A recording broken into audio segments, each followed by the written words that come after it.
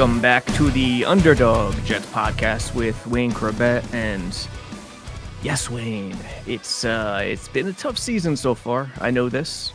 You know this.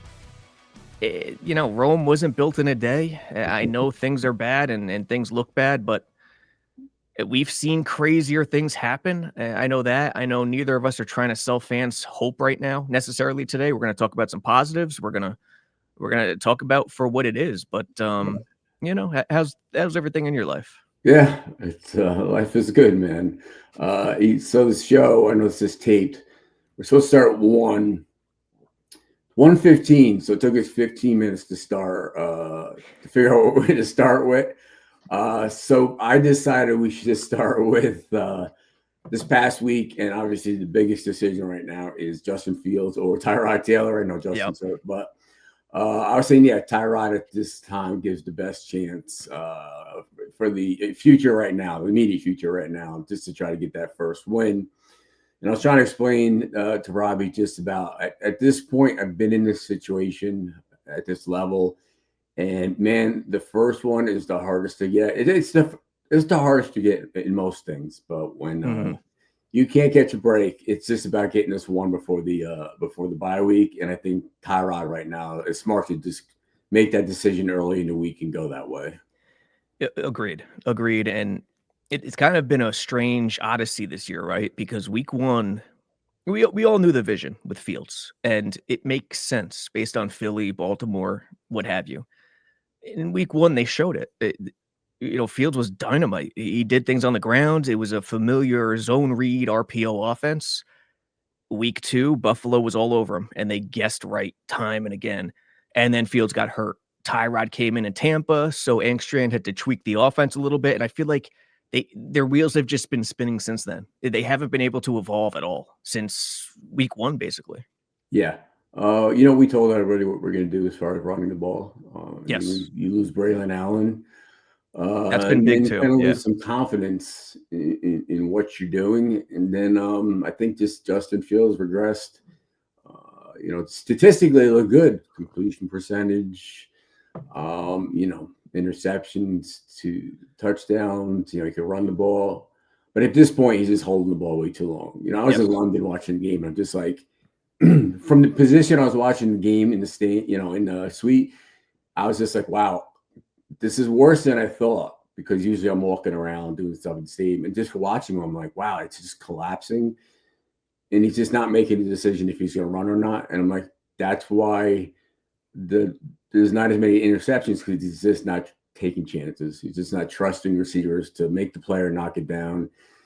And at this point, we had first pick in the draft. Obviously, this is very early, but we gave him a 2-year deal, just basically a 1-year deal to try. But he's probably not that guy. No matter how the season turns out, they're going to be looking at someone in that top 5 slot for future quarterback. But it started good, but like I said, the stats are there that don't look bad, but just the player right now hasn't been very good from him. It's a tricky thing, that the mentality of a quarterback, especially in today's league, where Andy Reid, I said this a million times, Andy Reid with his playbook has what he calls a quarterback Bible.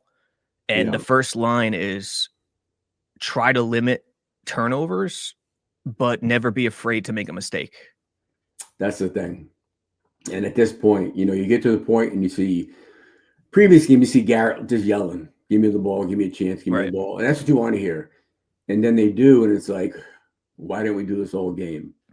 And it's obviously, you could say that after the game, but obviously they can't do that. I know you could say, well, you know what, just give me a chance. Every other play, every series, throw one to Garrett. Listen, they're covering him and nobody else at this point. Yeah. And the fact that he's not there, the quarterback's looking for someone to throw to. The easiest thing to do is just throw over the ball inside the hashes, basically where the tight ends are and any slot receivers, or dump down to a running back. So they need to keep it simple, and I don't think they're keeping it simple enough. You got to give the quarterback some confidence. Tyrod has confidence because he's playing this thing, always does. Successful. He's not in the same situation, but Also, it's limited because of his mobility. But like I said, at this point, it's better to just go out there and just try not to lose the game. Try not to do more than you need to do. Defense gives up 13 points or less in 2 games in a row. You need to come away with one of those wins. And I think this is the first time in Jets history we've given up that amount of points and not won a game Yeah. consecutively. So that'll show you where the defense is right now. Yeah, and your point to Tyrod and not being afraid to make a mistake. They probably got away from running the ball too much in the second half against Carolina, but why were they throwing it vertical? Why were there so many deep shots? Yeah. It's because the defense was sitting on everything in the first half. Yeah. And they hadn't adjusted to the QB replacement. It was there. They were Right. just trying to take what the defense was giving them, and that's that's what people aren't really understanding, and it's incumbent upon Engstrand and Fields to make the defense pay for their transgressions, and they just haven't done it this year. No, I've been on teams, not this level or any level. It's just at least we used to say at least once a quarter, once a half. You got to just drop back, close your eyes, and throw it. 3-step, 5-step drop, quick. Just throw it. Throw it high enough, give the chance for the receiver to make a play. Mm-hmm. One that backs them up a little bit. Yes. Even if they don't know it. Even if they don't know it. Them up a little bit. Do a play action. Not just, as soon as you line up. They're too tight. It's like, we're just going to bring everybody because we don't think you can get it off in time. And we don't think your receiver, we think our guys are better than yours. And they're daring you. And J.C. Horn made a tremendous play on a play where a guy got open. So where do you go? You can't just keep trying to jam it down our throat. It's not going to work. You just got to throw some easy completion, high percentage routes. And those are the ones inside the hashes, and they're not doing that right now. Yes. And the short pass is what's dominating the NFL this year. It's an extended handoff. It doesn't have to be slip screens or this or that. It's just double slant, and then you slant. Whatever it is, you have to have someone that's actually looking at the ball at the quarterback when he's ready to throw. Because a lot of times they got their back to the quarterback, and he's already bailing. Yeah. So you can't have plays where there's only one guy, two guy ready for the ball when the quarterback needs to throw it. Yeah, and it was a good point by you too, Fields. Watching it in person, seeing downfield, a lot of it why he holds onto the ball is because while he's in his progressions, he's looking for a lane to run. Yeah. And if they're responsible with the pass rush, then he just gets stuck and he's already off the progression. He's thinking about the run. With Tyrod, there'll be more structure, I think, and it'll keep the passing concepts alive. It's amazing that our best plays are broken plays. And broken plays are plays that the defense coordinator can't scheme against because they're broken plays. They're plays that are in our playbook, and which means that you have to get Justin out of the pocket. Then he has a chance that if he wants to run, he's already got a good head of steam. And even one-on-one situation, I believe he can get by the guy, break a tackle, whatnot. In this situation, you got too many bodies in front of him. He doesn't know where to escape, and it's just survival mode at this point. So hopefully they do change it up more for Tyrod's style, which is quick throws, move the ball, and then take a shot, not the other way around. Yep. And so, you go into this weekend, Cincy, old man Flacco. How about that? Old man Flacco still doing it. Right. And, kudos to Wilkes and Glenn for the defensive turnaround. Now, Bryce Young missed some passes, but overall, I think the defense has played a lot better over the last 2 weeks. Malachi Moore has been flying around. I want to do a film thing on him today, actually, because he's been good. The Muaga, the rookie linebacker, has been good. He's a heavier type linebacker, which helps their run D. So what do you think about the defense the last 2 weeks? Yeah, I haven't had a chance to really break down a film or anything. I'm always moving around the stadium doing some kind of stuff, but getting mobbed. In other words, getting mobbed. Yes. First, let's base it on you don't have to watch the game to know how many points they're giving up and when they're giving them up. You know what I mean? Yes. It's like you can see a box score and not see the game and just check when points were scored, when there was turnovers, this and that. Or if you check the box score and see 33 points for the Broncos yesterday, you'd be like, Right. one, what happened the first 3 quarters, and four, how's that possible to give up that many points in a quarter? Now, I've been a part of one of the best comebacks ever, but The best comeback ever. yeah. Well, the only one that is there is the Bills Oilers playoffs, and because it was a playoff game. So, but listen, they're giving up 13 points. It's a winnable game. I don't care if they gave up the first 13 or the last 13 of the game. So defense is doing their job. Obviously, some great efforts. Still some holes to fill, but on defense, they figured out the best way to play with the scheme and the people they have out there, the talent, and everybody's covering each other. It's the right system, and I think they're keeping it simple as far as not losing guys in coverage, not letting the quarterback out of the pocket, and it's working. And it's just they've made those adjustments on defense. It took them a couple games, but they've made basically zero adjustments on offense, and that's the difference why we're scoring and we're not giving up points on the other side. Agreed. I couldn't have said it All better. about adjustments at this point, and people are like, well, Aaron's a defense coach, defensive player. They've made an adjustment, so you have to give them credit for that. Agreed. Couldn't have said it better. It's what I'm seeing from the D is they're more responsible for their one duty, each person. Right. They're more disciplined. It's not perfect. It never is in football. It's a game of mistakes, but they've been more disciplined night and day compared to early in the season. And I think this is critical for today's league. They're playing more games pre-snap. They're disguising things. They're trying to do things that aren't predictable, and that's a big kudos to the defensive guys. It's a little tweak. It's not like a massive thing. I know we're 0-7. It's 0-7. 0 wins doesn't mean complete overhaul. It's no more victories than saying we've been winning one score or a loss last 3 or 4 games, whatever it is. Mm-hmm. Wins are all that matters. Like I said, getting the first one's the hardest, but the defensive have given us a chance. Where we were scoring points in the beginning, but like I said, I don't know much about the offense coordinator. I don't know much about that side of the ball. You think I know more? I just know they don't have Braylon. I know they don't have Garrett. Yep. And you either got to bring someone in or let these young guys, these hungry young guys, make a name for themselves and give them more of a chance to play. The guys they brought in, the guys who were practice squad, because the older guys that are there, I know Reynolds and Lazard and those guys can make plays, but you got to sprinkle in the younger guys, the hungry guys, and just give them a chance to get out there and do something. Yeah, I want to see Jamal Pritchett from the summer. We still haven't seen him. Yeah. Brandon Smith he got called up, but didn't get much time on offense. Right. And so, yeah, I'd love to see something. We're seeing the younger guys on defense, just not on offense yet. So hopefully soon. Yeah, just give them a chance. Like I said, the veteran guys can make plays. We know that already. That's a known thing. I don't think they're true number ones like Garrett. No.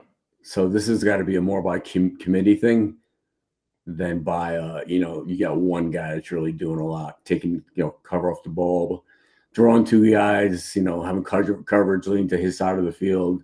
Guys are getting one-on-one. Someone's got to make a play. Someone's got to get open. And the guys they have right now aren't doing that as much as they should. Yep. And defense, this is some of the stuff I'm talking about. 2nd and 10. This is Malachi Moore. Young kid coming up, rallying, making the tackle. But watch this pre-snap stuff. Like, this is really good stuff. 2nd and 10. Young quarterback moving around, off coverage. Okay, up. Oh, I mean, that is great stuff, man. Yeah. That's some of the stuff I didn't see earlier in the year that the light bulb was starting to go on, and they're really disguising. Yeah, it's not as predictable, obviously, but a little moving around before the snap. Yeah, you're in a situation right now. If you're the quarterback and you put your head up, it's not obvious right now, right, where you're going. You know what I mean? Mm-hmm. So, yeah, There's And no kid. Carolina did max protect, but still, I mean, the coverage is perfect. Like the coverage is responsible and disciplined and matches the 6-man rush up front. Yeah, So and they're starting to get more in sync yeah, defensively. the pressure's there. The guy's not just sitting in the pocket tapping it like there has been previous weeks. So Right. you got to get a little panic in the other quarterback, and this is it. Guys bailing out, and it's not just going to be on plays like this.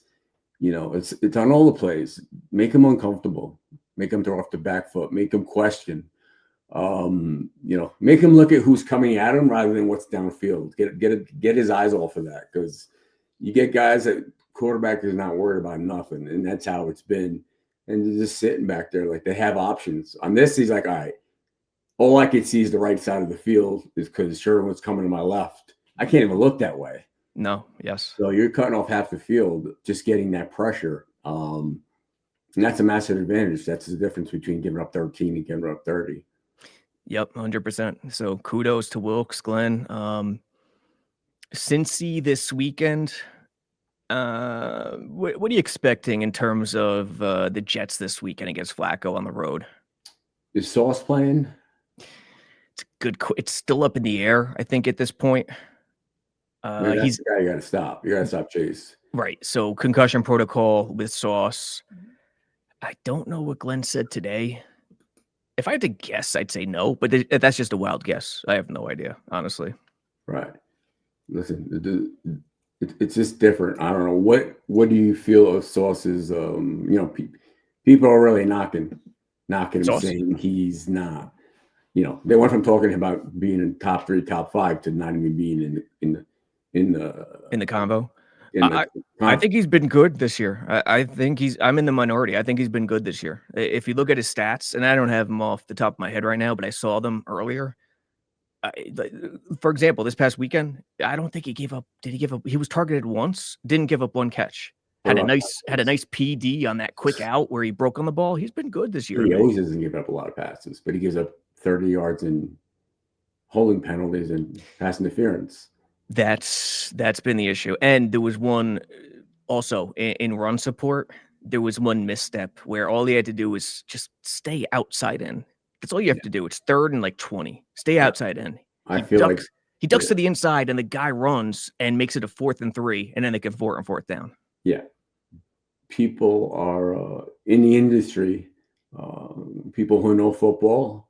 Not just guys who have played the game, played on that side of the ball, played the position, have said that he's been exposed from what he was his rookie year. There's no more of that. There's no fear of him anymore. They go right at him. So there's read the Revis Sauce conversation, which I didn't think was a thing to begin with, is not even. My mind was never there. Revis Sauce. No. So maybe that's why I thought he's playing well, like comparing it to last year. Yeah. If you take away some of the run, which people have to understand with Sauce, there have always been some mental stuff. Like even his rookie year when he was phenomenal, there were busted coverages where he was clearly the guy who messed up. Yeah, but who's on the other side now?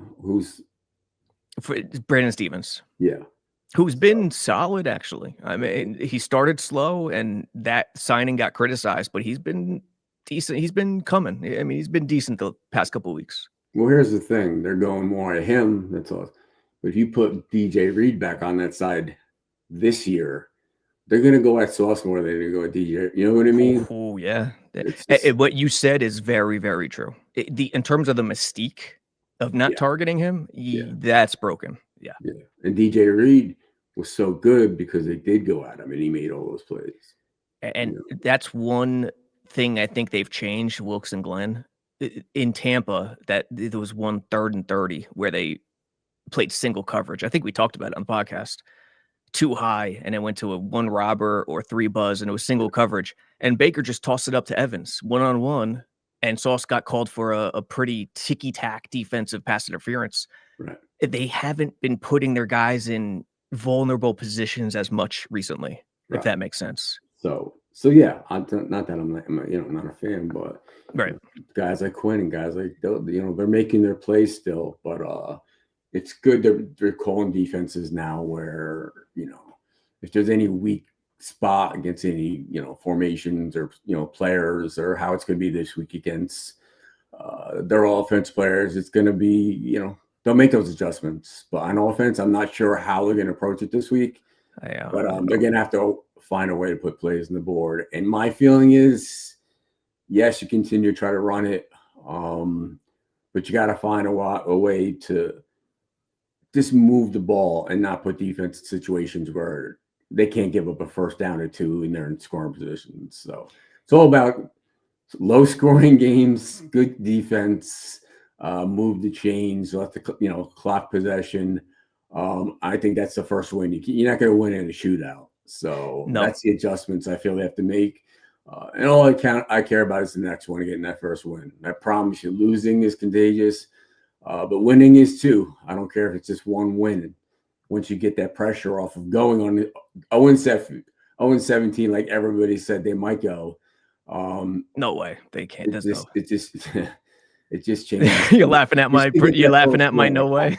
It's a big relief to get that first win. Doesn't mean you're going to run off 8 in a row or whatever, but I promise you, get the first one, things are going to change a little bit. Look at the Panthers, man, 4-3. See, you know what I mean? So, look at Chicago, Ben Johnson, 4-2. Yeah. So we'll see. I just want to do this one real quick. Not too much you could get into because it's Tuesday. Not decisions have been made, but all in all, if you want to get my opinion, yeah, it's a tough year. Is Aaron Glenn going to be the coach of the future? Yes, I still believe that. Am I biased? Yes, because I played with him 7 years. I know him as a man. I know him as a teammate, and I know him as a motivator. And everything checks the boxes for me and all those things. But as football knowledge, football IQ, evaluation of talent, he's all that too. It just hasn't showed up yet in the wins and losses. And fans don't want to hear it's going to take time. I don't really want to hear or say it, but man, we should have 1 or 2 wins this year and not be having this conversation. We're not there, but right now we're week to week, and let's find out who the quarterback is, and then let's go win the game. And I'll talk to you next Tuesday, and we'll see where we're at. Hey, we'll wrap it up right there. Perfect. All right, Wayne, Jets fans, we will catch you next week.